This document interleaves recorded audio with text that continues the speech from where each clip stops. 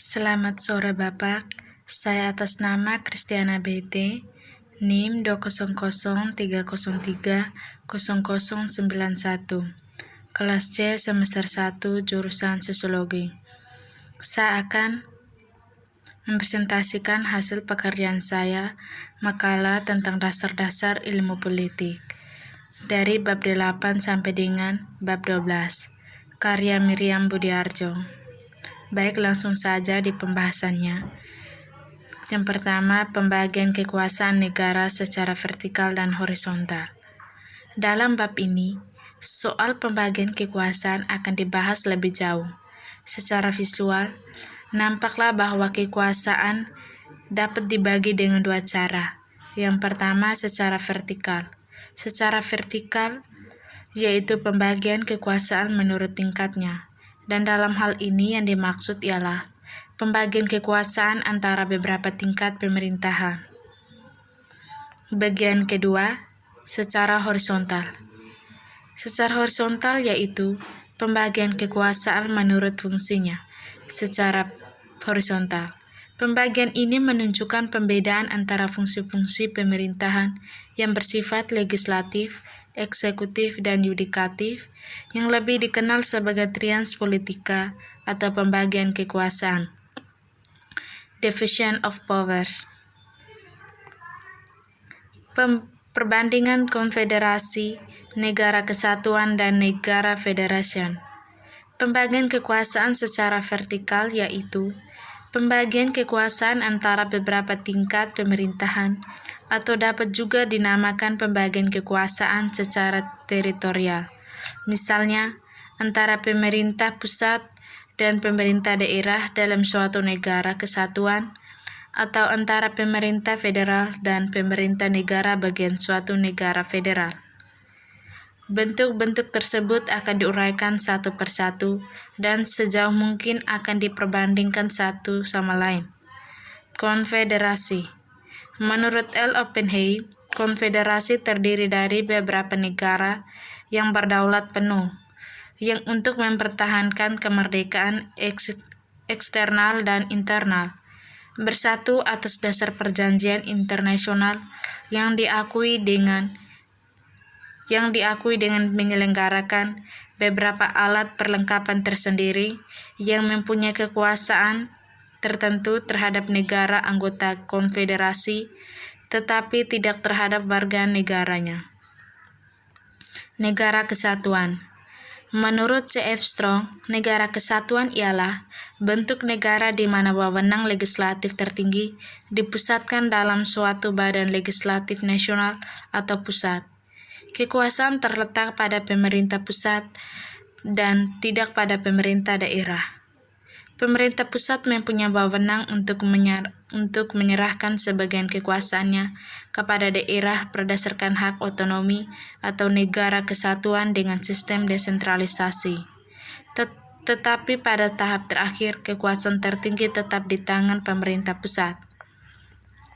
Negara federal. Ada pendapat yang mengemukakan bahwa agak sukar merumuskan federalisme. Itu karena ia merupakan bentuk pertengahan antara negara kesatuan dan konfederasi. Tetapi menurut C.F. Strong, salah satu ciri negara federal ialah membawa ia mencoba menyelesaikan dua konsep yang sebenarnya bertentangan, yaitu kedaulatan negara federal dalam keseluruhannya dan kedaulatan negara bagian. Penyelenggaraan kedaulatan keluar dari penyelenggaraan bagian diserahkan sama sekali kepada pemerintah federal, sedangkan kedaulatan ke dalam dibatasi. Untuk membentuk suatu negara federal menurut C.F. Strong, diperlukan dua syarat, yaitu yang pertama, adanya perasaan sengsara sebangsa di antara kesatuan politik yang hendak membentuk federasi itu, dan yang kedua, keinginan pada kesatuan-kesatuan politik yang hendak mengadakan federasi untuk mengadakan ikatan terbatas. Oleh karena apabila kesatuan-kesatuan politik itu menghendaki persatuan, maka bukan federasilah yang akan dibentuk, melainkan negara kesatuan. Menurut C.F. Strong, perbedaan-perbedaan itu terdapat dalam dua hal. Yang pertama, cara bagaimana kekuasaan dibagi antara pemerintah federal dan pemerintah negara-negara bagian. Yang kedua, badan mana yang mempunyai wewenang untuk menyelesaikan perselisihan yang timbul antara pemerintah federal dan pemerintah negara-negara bagian. Perkembangan konsep triaspolitika pemisahan kekuasaan menjadi pembagian kekuasaan. Triaspolitika adalah anggapan bahwa kekuasaan negara terdiri atas 3 macam kekuasaan. Pertama, kekuasaan legislatif atau kekuasaan membuat undang-undang. Yang kedua, kekuasaan eksekutif atau kekuasaan melaksanakan undang-undang. Dan ketiga, kekuasaan yudikatif atau kekuasaan mengadili atas pelanggaran undang-undang. Triaspolitika adalah suatu prinsip normatif bahwa kekuasaan-kekuasaan ini sebaiknya tidak diserahkan kepada orang yang sama untuk mencegah penyalahgunaan kekuasaan oleh pihak yang berkuasa. Wewenang badan eksekutif.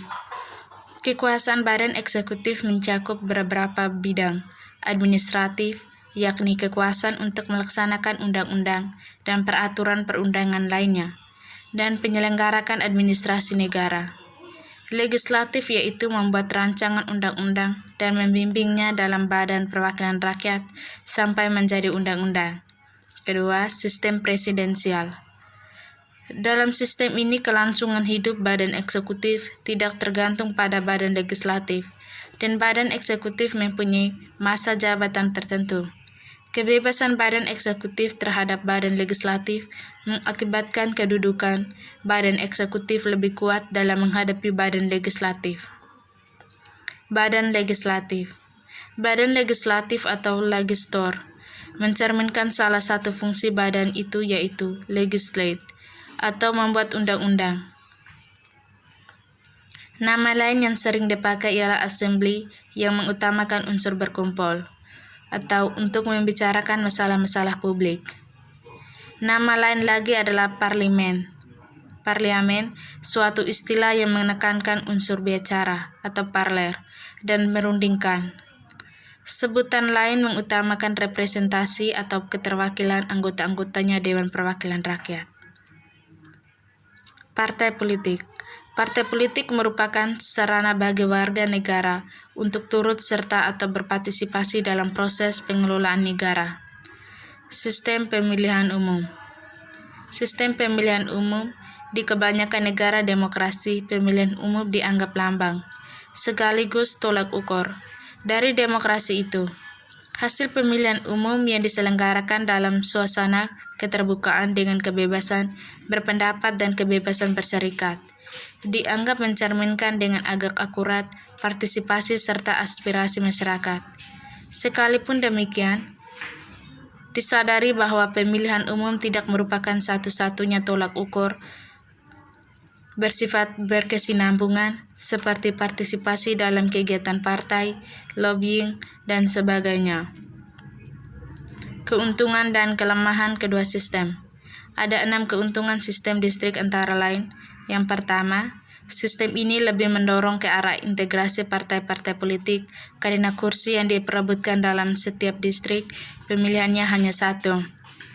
Kedua, fragmentasi partai dan kecenderungan membentuk partai baru dapat dibendung. Malahan sistem ini bisa mendorong ke arah penyederhanaan partai secara alami dan tanpa paksaan. Yang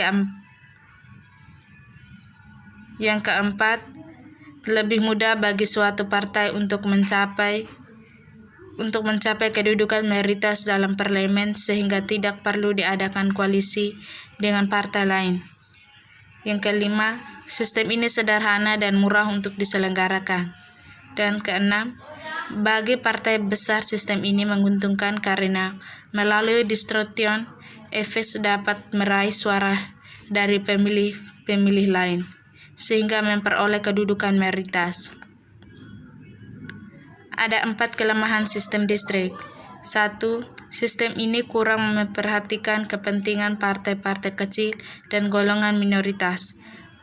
2. Sistem ini kurang representatif dalam arti bahwa partai yang calonnya kalah dalam suatu distrik kehilangannya ada sejumlah suara yang tidak diperhitungkan sama sekali atau terbuang sia-sia.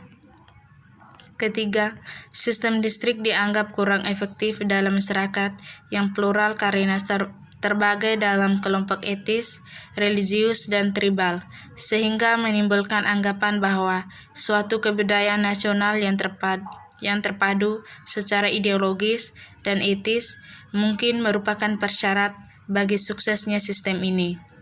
Dan terakhir, ada kemungkinan si wakil cenderung untuk memperhatikan kepentingan distrik serta warga distriknya daripada kepentingan nasional. Sekian dan terima kasih. Selamat malam.